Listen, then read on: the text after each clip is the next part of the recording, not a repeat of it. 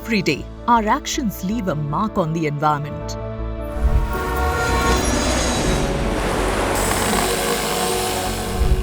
The question is, what kind of mark will it be? One that takes from the planet?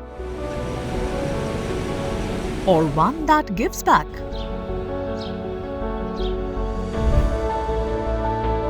At REC, we believe giving back to the planet begins with empowering people.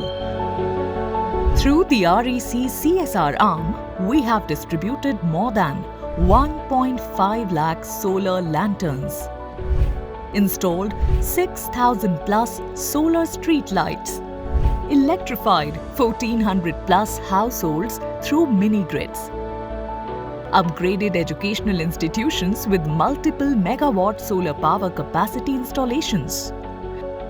Across India, our clean energy interventions are harnessing the power of the sun to do more than generate electricity.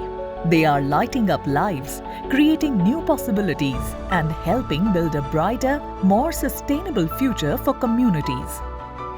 This World Environment Day, we reaffirm our commitment to create a greener future, powered by clean energy.